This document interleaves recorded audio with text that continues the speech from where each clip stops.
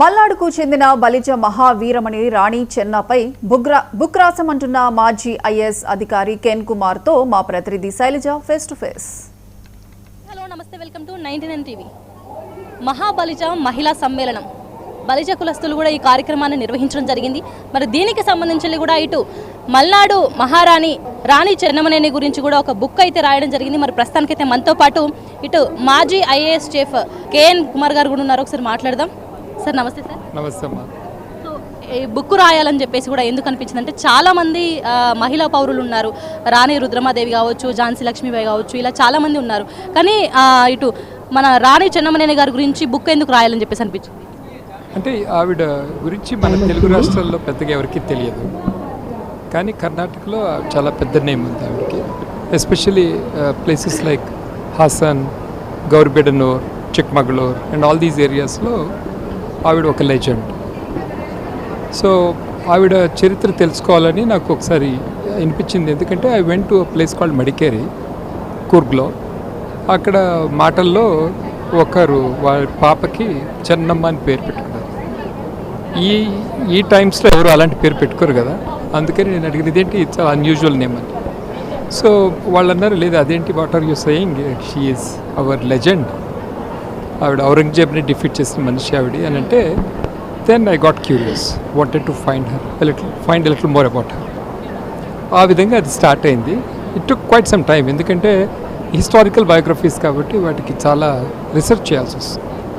Available literature was not really much. ఇంగ్లీష్లో పెద్దగా లేదు, కన్నడ భాషలో ఉన్నాయి, కానీ ఇంగ్లీష్లో, మన తెలుగులో అయితే అసలు లేవు.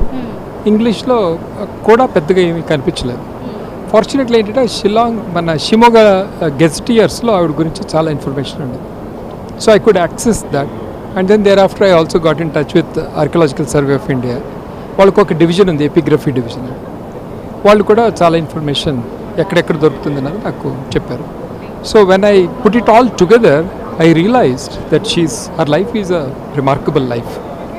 దాన్ని క్యాప్చర్ చేసి మన కంట్రీకి ఆవిడ మరుగుపడిపోయారు కాబట్టి ఆవిడ చరిత్రను బయటకు తీసుకురావాలని నాకు అనిపించింది. So that is how I worked. So మీకు ఈ బుక్ ఆమె హిస్టరీ తెలుసుకోవడానికి కావచ్చు, ఈ బుక్ రాయడానికి కావచ్చు, ఎంత టైం పట్టింది? బుక్ రాస్తుంటే కూడా how do you feel sir? అమ్మా, యాక్చువల్గా అది ఒక స్ట్రెచ్లో రాయగలిగేటటువంటి పుస్తకాలు కావు ఇవి. ఇది ఆల్మోస్ట్ 9 months పట్టింది. ఎందుకంటే సమ్ ఇన్ఫర్మేషన్ అసలు మనకి దొరకదు, నార్మల్ ఛానల్స్లో ఎక్కడ దొరకలేదు.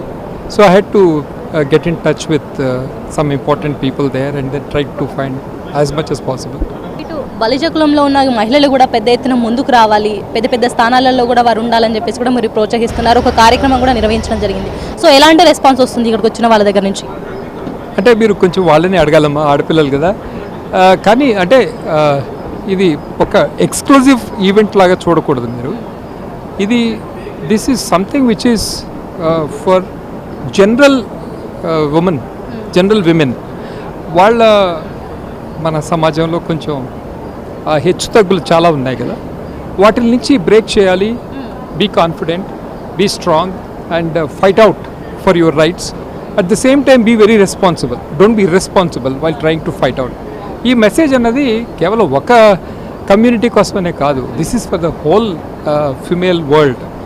ఈ మెసేజ్ని మేము స్లోగా అందరికీ తీసుకెళ్ళాలని ట్రై చేస్తాం. సో చూశారు కదా, ఇటు కుమార్ గారు మాట్లాడిన మాటలు కూడా, ఇటు ఏదైతే రాణి చెన్నమాజీ కాకుండానే ఇటు బలిజ కులంలో ఉన్న మహిళలు కాకుండానే ఇటు పెద్ద మొత్తంలో ఇటు దేశవ్యాప్తంగా ఉన్న మహిళలు పెద్ద మొత్తంలో ఇటు ముందుకు రావాలి, పెద్ద పెద్ద స్థాయిలలో ఉండాలి, వాళ్ళు అన్ని రంగాలలో రాణించాలి అని చెప్పేసి కూడా మేము ఈ కార్యక్రమం అనేది నిర్వహించడం జరుగుతుంది. సో అదేవిధంగా రెస్పాన్స్ కూడా బాగానే వచ్చిందని చెప్పేసి కూడా చెప్తున్న పరిస్థితి. కెమెరా పర్సన్ సత్యతో శైలజ, 99 టీవీ, హైదరాబాద్.